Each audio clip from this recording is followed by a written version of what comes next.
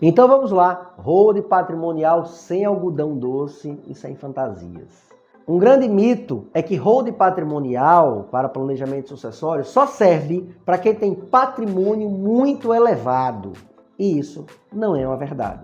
A não ser que você esteja convencido que você pode perder aquele seu imóvel que custa 300 mil em uma eventual execução fiscal de uma atividade empresária, onde você foi sócio minoritário, sócio avalista ou então sócio administrador. Se você está convencido de que pode perder esse patrimônio de 300 mil, então o holding patrimonial e de planejamento sucessório realmente não é para você. É para gente que está convencido de que perder 300 mil de um imóvel representa uma perda significativa para você, para os seus filhos, para a sua esposa ou para as próximas gerações que são dependentes seus.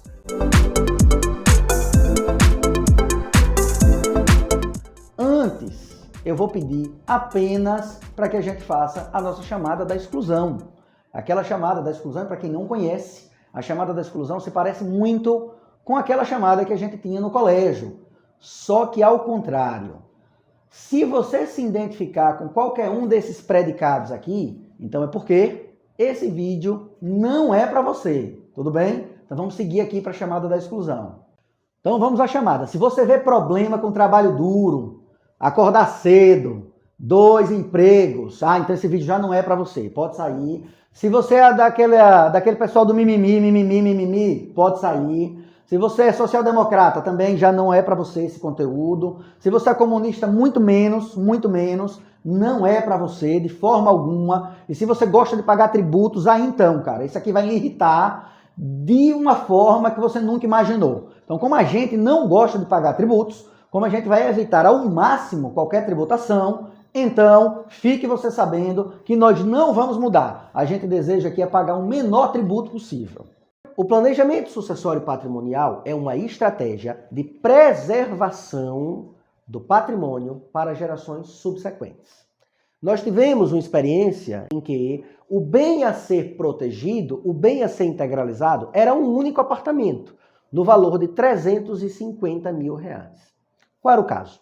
O patriarca, o instituidor desse patrimônio, ele exercia uma atividade de elevado risco.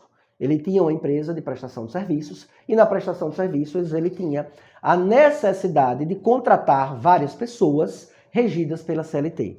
Mas ele tinha esse patrimônio e ele queria preservar esse patrimônio, principalmente preocupado com os seus descendentes, os seus filhos. Ele tinha conhecimento de que a empenhorabilidade do bem de família é algo que pode ser elevado, sim, a uma cláusula de proteção, de fato.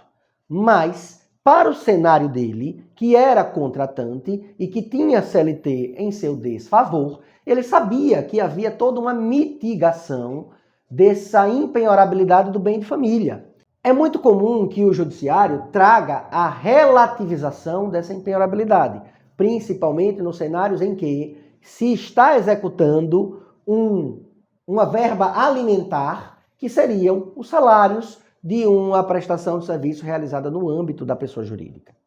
Lá, a Justiça do Trabalho entende que, havendo a possibilidade de pagar a dívida trabalhista e mesmo assim sobrem recursos para que o devedor adquira um ou outro bem para sua residência minimamente digno, assim está superada a empenhorabilidade do bem de família. É isso mesmo. Então imagine que se você tem um patrimônio de 350, de 400, de 500 mil e tem uma dívida trabalhista de 100, de 50, de 70, esse bem pode sim ser levado à penhora, vendido em eventual leilão, quitado ao saldo devedor da sua obrigação trabalhista e com o que lhe restar, os 100 mil, 150 mil, você compra uma outra residência e você vai morar nessa sua outra residência. Isso é plenamente possível. E quando você tem conhecimento, você muitas vezes entende que a sua atividade empresária não pode levar em risco a manutenção do patrimônio da sua família.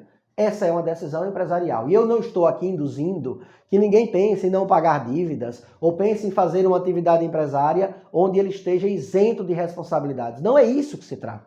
Mas o planejamento patrimonial e sucessório ele é anterior a isso. Imagine que você já tinha esse bem e você fez um planejamento para preservar isso para gerações subsequentes. e depois você quis empreender. Então, empreendendo, você tem a empresa respondendo pelas obrigações da própria empresa. E, excepcionalmente, você será responsabilizado na condição de sócio. Mas, nessa excepcionalidade, você não quer colocar em risco o patrimônio dos seus filhos, da sua esposa. Portanto, o planejamento patrimonial e sucessório não é apenas para quem tem patrimônio elevado, vultoso. É sim uma análise de caso a caso. Se você tem relevantes interesses para entender que o seu planejamento patrimonial e sucessório é necessário, a holding patrimonial é para você. Se você não tem riscos ou você não tem razões para pensar em um planejamento pré-existente, aí sim, talvez a holding patrimonial, o planejamento sucessório, não seja para você. Portanto, é mais um mito que a gente desmistifica nesse momento, de que holdings patrimoniais e planejamentos são apenas para quem tem patrimônios vultosos. Não é. Depende da sua necessidade e do risco que você é tolerante a correr. Tudo bem? Por fim, como aqui a gente não tem momento blogueirinho, a gente não fica pedindo para você se inscrever no canal, não fica pedindo para você compartilhar com aquela pessoa que precisa desse conteúdo, não fica pedindo para você deixar os seus comentários, isso você faz se você quiser. Se você tiver interesse, então você faz, encaminha para quem você acha que é importante. Aqui, o nosso objetivo é fazer com que esse canal transmita um conteúdo informativo, transmita um conteúdo didático para a população. E é esse o nosso objetivo, tá bom? Então fica aí o nosso abraço e nos vemos nos próximos conteúdos.